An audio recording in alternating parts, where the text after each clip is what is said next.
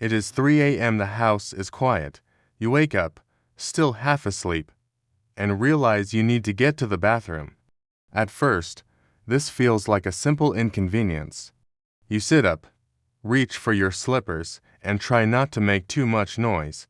Maybe you decide not to turn on the light because you know the path by memory. Maybe you move a little faster than usual because the urge feels strong. Your legs feel stiff. Your eyes have not fully adjusted. Your mind is awake enough to know where you are going, but not fully awake enough to notice every small risk along the way. And that is the part many people miss. The issue is not only waking up to urinate at night. For many adults after 60, the overlooked risk is what happens after getting out of bed, walking while sleepy, in dim light, with possible balance changes, vision limits, medication effects, dizziness, urgency, loose slippers, or small hazards on the floor. This video is for education only. It is not a diagnosis, and it is not a treatment plan. But if you are waking up often at night, feeling dizzy when you stand, catching yourself on walls or furniture, or noticing new balance problems, that is worth discussing with a qualified health professional. Balance is not one simple thing. Your body uses your eyes, inner ears, feet, muscles, joints, nerves, circulation, and reaction time to keep you steady. After 60, small changes in several of those areas can begin to overlap. One change by itself may not feel serious. But at 3 a.m., when the room is dark and your body is not fully alert, those small changes can matter more than you think. The first habit that can make balance worse is walking in the dark because you believe you know the room. Many people do this. They do not want to wake a spouse. They do not want to disturb their own sleep. They may think, I've walked this hallway 1,000 times, and that may be true, but nighttime is different. Your eyes are adjusting from sleep. Shadows can hide objects. Depth and distance are harder to judge.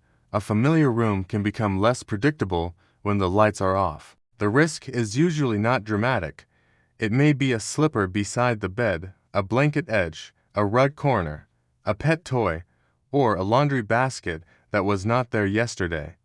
In daylight, you would step around it without thinking. At night, while sleepy, your brain may not process it fast enough. A safer habit is not necessarily turning on harsh bright lights. It may be using a soft night light near the bed, along the hallway, and near the bathroom. The goal is simple. Give your eyes enough information so your feet are not guessing. The second habit is standing up too quickly. When you wake up with urgency, it is natural to move fast, but the timing matters. After lying down, some people can feel lightheaded when they sit up or stand. This can sometimes be related to changes in blood pressure when the body moves from lying down to standing. It may also be influenced by hydration, health conditions, or certain medications. That does not mean you should panic, but it is worth paying attention to, especially if it happens often. A common mistake is swinging your legs out of bed and immediately taking the first step. The problem is that your body may not have fully adjusted yet. You may not notice the lightheaded feeling until you are already moving. A safer approach is to pause. Sit on the edge of the bed for a few moments. Let your feet touch the floor. Notice whether the room feels steady. Notice whether you feel lightheaded, weak, or unusually disoriented. Then stand slowly and pause again before walking. Those few seconds may feel small, but at night they can make the difference between moving with control and moving on autopilot. The third habit is wearing loose slippers, worn-out house shoes, or walking barefoot on smooth floors. Soft slippers feel comfortable, but comfort and stability are not always the same. Loose slippers, floppy backs, slick soles, and stretched-out house shoes can make your foot less secure. Walking barefoot may also be risky for some people, especially on cold, slippery, or hard floors. Your feet are part of your balance system. They help your brain understand the floor beneath you. If your footwear slides, twists, or comes off easily, your body has to work harder to stay steady. This does not mean everyone needs special shoes at home, but nighttime footwear should be chosen with balance in mind. It should fit securely, stay on the foot, and have a stable sole that does not slide easily. If you have foot pain, numbness, tingling, or reduced feeling in your feet, that is something to discuss with your doctor, podiatrist, or another qualified clinician. The fourth habit is leaving small hazards in the path to the bathroom. Most home hazards do not look dangerous in the daytime. A rug, a cord, a low stool, a pile of clothes, a pet bowl, a bathroom mat with a curled edge. These things may seem harmless when you are fully awake. But the path from bed to bathroom is different. You use it when your body is least prepared. Your legs may feel stiff. Your eyes may be adjusting. Your reaction time may be slower. You may be trying to move quickly because of urgency. That is why the nighttime path deserves special attention. Keep it simple, keep it clear, keep it predictable. Avoid loose rugs that slide or curl. Keep cords away from walkways. Do not leave shoes, bags, or laundry where your feet need to go. If you use glasses, a cane, a walker, or hearing aids, make sure they are easy to reach before you stand. This is not about making your home feel clinical. It is about removing small surprises from the moment when your body has the least room for error. The fifth habit is rushing because the urge feels strong. When you need to get to the bathroom, your attention narrows. You may stop noticing the floor, the doorway, the rug, the slippers, or the wet spot near the sink. Your mind is focused on getting there, on moving safely. Frequent nighttime urination can have many possible explanations. It may be related to fluid timing, sleep changes, bladder habits, certain medications, or medical conditions. Sometimes it is mild, sometimes it deserves a medical conversation, especially if it is new, worsening, or disrupting your sleep. The key is to notice the pattern. How often are you getting up?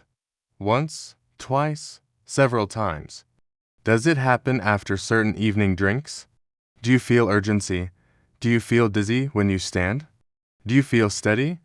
Or are you reaching for furniture? Have you had a near fall but brushed it off? Tracking those details for a few nights can give your doctor useful information. You are not diagnosing yourself, you are simply paying attention to the moments that matter. The sixth habit is ignoring medication, supplement, or alcohol effects. Many adults over 60 take more than one medication. Some also use supplements, sleep aids, allergy medicines, pain relievers, or other over-the-counter products.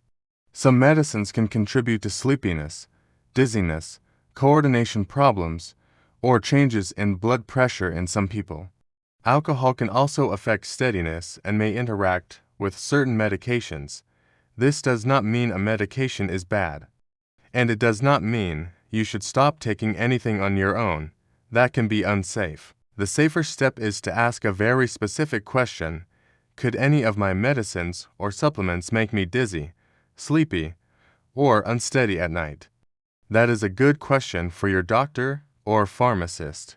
A pharmacist may be able to help identify possible timing issues, duplicate ingredients, or interactions that should be reviewed. The point is not to blame one pill. The point is to understand whether your nighttime balance could be affected by something worth reviewing safely. This is especially important if the unsteadiness began after a new medication, a new supplement, a new sleep aid, or a change in dose. Do not stop or change medication without professional guidance. Just make sure the balance issue becomes part of the conversation. The seventh habit is treating the bathroom floor as if it is always safe. Bathrooms are different from hallways. The surfaces are hard. Floors can be wet. Bath mats can slide. The lighting may be poor. You may need to turn, sit, stand, or reach while still sleepy. At night, the bathroom is often the final part of the trip, when urgency is strongest and attention is lowest. A wet floor can be especially risky because it changes quickly. One step feels normal, the next step is slick. Simple preparation can help. Keep the floor dry. Use mats that stay flat and do not slide. Make sure the path to the toilet is not blocked. Use enough light to see the floor clearly. If you already feel unsteady, ask a qualified health professional whether bathroom safety supports may be appropriate for your situation. The goal is not to fear your bathroom. The goal is to recognize that the bathroom combines several balance challenges at once: urgency, low light, hard surfaces, possible wet floors, turning movements, and sitting or standing. There is one more habit behind many of these problems: sitting too much during the day and slowly losing leg strength. Balance depends partly on strength. Your legs, hips, ankles, and core help you stay steady when you stand, turn, and recover from a small misstep. If you become less active because you feel unsteady, the body may become less prepared for the movements it needs most.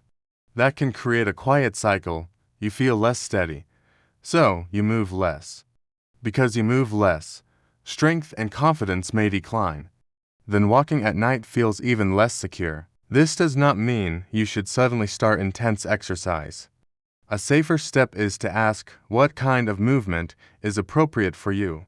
For many older adults, balance and strength exercises can be helpful when done safely and consistently, but the right approach depends on your health, your fall history, your joints, your heart, your vision, and your overall condition.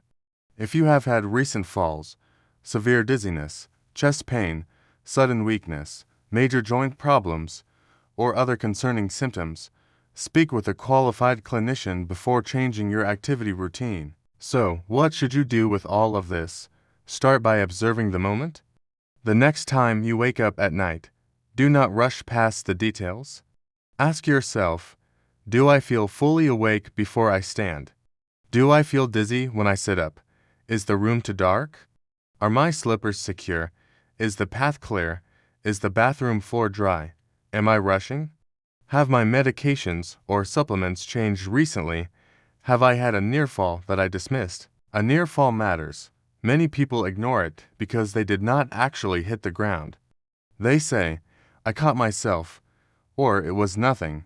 But a near fall can be an early signal that something in the routine is not safe enough. It is much better to make small changes before a serious fall happens. It is also important to know when balance problems need medical attention. If you have new or worsening dizziness, frequent stumbling, fainting, chest pain, severe headache, sudden vision changes, confusion, trouble speaking, new weakness, numbness, or weakness on one side of the body, do not brush it off. Those symptoms deserve prompt medical care. If you are waking up often to urinate, that is also worth discussing, especially if it is new, worsening, painful, or affecting your sleep. The concern is not only the bathroom trips themselves. It is the repeated exposure to a risky moment several times a night. A helpful conversation with your doctor might sound like this: I'm getting up at night to use the bathroom, and sometimes I feel unsteady or lightheaded. Could we review what might be contributing to that, including my medications, blood pressure, vision, foot issues, and fall risk? A helpful conversation with your pharmacist might sound like this: could any of my prescriptions, over-the-counter medicines, or supplements contribute to dizziness, sleepiness, or poor coordination, especially at night? Those questions are calm and specific. They do not assume the worst. They simply open the door to a safer review. Independence is often protected by small systems: a soft night light, a clear path, secure footwear, a slower transition from lying down to standing, a medication review, a dry bathroom floor, a willingness to mention near falls instead of hiding them. Many people wait until after a fall to take these steps.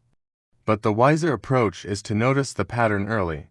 If you are over 60, waking up at 3 a.m. is not automatically dangerous. Getting up to use the bathroom is a normal part of life for many people. But it is a moment that deserves respect. Your body is not fully alert. Your vision may be limited. Your legs may be stiff. Your balance system may need more time.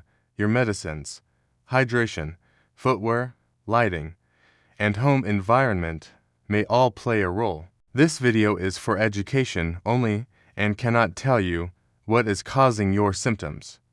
But if you are waking often at night, feeling dizzy when standing, using walls or furniture for support, stumbling more than usual, or worrying about falling, it is worth talking with a qualified health professional. The goal is not to be afraid of the walk to the bathroom. The goal is to make that walk safer, slower, brighter, and more predictable, because staying independent after 60 is not only about being strong, it is also about being aware. It is about noticing the small moments where risk quietly increases and making thoughtful changes before those moments become emergencies.